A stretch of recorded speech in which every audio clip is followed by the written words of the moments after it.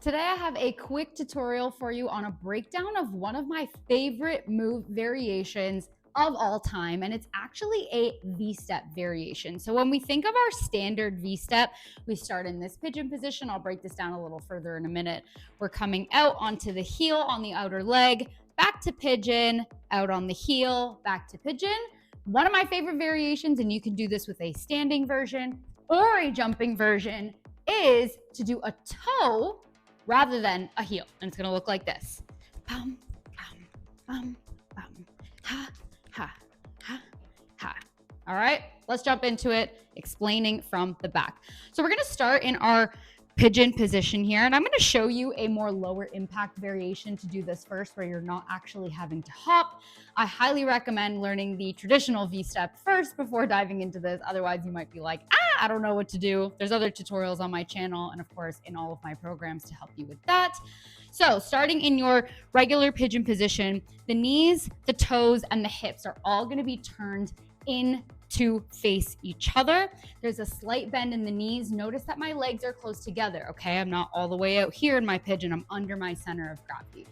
From here, what we would do traditionally is we would rotate everything outwards, and then we would face the heel on the right foot pointing out, right? So the toe lifts and the heel is still down. What you're gonna do differently is from this position here, you're gonna drive the weight into your right toe and you're gonna kind of slide it out very slightly. So notice I didn't slide all the way over here, but I also didn't stay totally in place. As I was twisting, I allowed the push from my hips to drive that toe kind of forward diagonal, okay? So now you can see I'm in a very similar position, except everything is turned out, right? Externally rotated. So my hips, my knees, and my toes are all facing outwards. And then my body is very slightly facing to my front right diagonal. And I am on the toe rather than on the heel. I am on the toe, all right? From this position, you're gonna come back to your pigeon. So hips, knees, toes are gonna turn into one another. We're gonna re-square to the front. And then I'm simply just gonna drop this heel down and drag. So basically the same motion that I did before. We're gonna focus on the right leg for a second. I went from here, I dragged it forward diagonal out. Now I'm just gonna do the same thing, reverse back into that parking spot, drag it back diagonal in. Okay, same thing on the left foot. We're gonna use the left hip. We're gonna open to the left side. The toe's gonna drag diagonal out. And then the same thing, we're gonna drag it diagonal in. Drag it, drop. It's easier to do it faster. Drag it out, drop, drag it out, drop. Now I wanna show you something from the side as well that's really important. You don't have to keep your feet completely in a horizontal line here. You may have not noticed because I was facing the back, but as I'm dragging out, notice that I said diagonal forward because this foot is actually sliding very slightly in front of me rather than opening directly beside me. So notice that it's just slightly in front of me. This feels a little bit more natural in the hips. So literally the foot is going to here and back, to here and back, all right? Almost as if you have flashlights on your hips pointing out diagonally. So that's gonna be your standing version of it. I'll add it with some counts, just that way you can throw it into any of your freestyles or if you wanna make a combo or a sequence with it. So starting here, this is gonna be on your and count. You're gonna flip the right toe open 1, come back to pigeon and. Left toe is gonna flip open 2, come back to pigeon and. Okay, you can repeat this as many times. 3 and 4 and 5 and 6 and so on and so forth. All right, now the counts, everything is gonna stay the same, but we're gonna do the jumping version. So it's a bit higher impact. It's gonna, for me, I love this one. It just like packs a punch.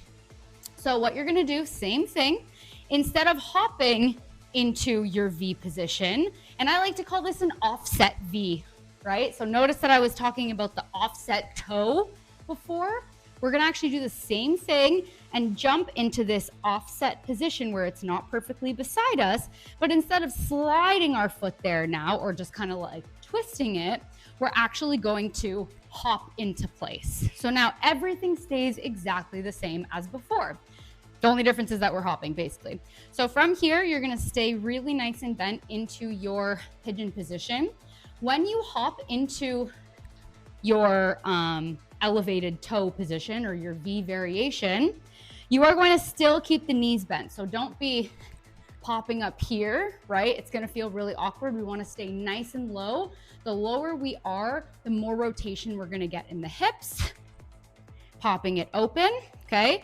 Now when we come back into our pigeon, we're sort of gonna hop ourselves back to the middle, twisting hips, knees, and toes in to return to our pigeon. Let's try the left side.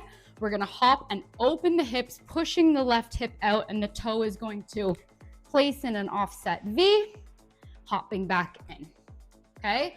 With counts, this would look like 1 and 2 and 3 and 4 and. All right?